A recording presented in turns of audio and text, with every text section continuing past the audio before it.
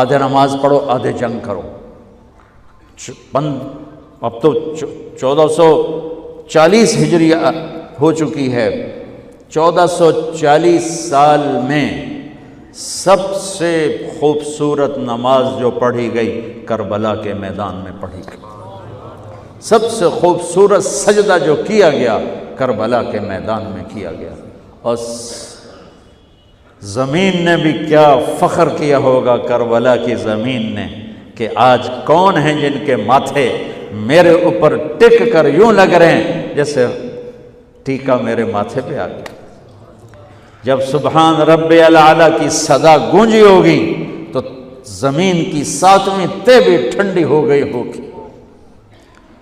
تو میرے نبی کا نواسا ہمارے لیے دروازے بند کر کے جا رہا ہے، کسی حال میں نہیں چھوڑ سکتے نماز سوائے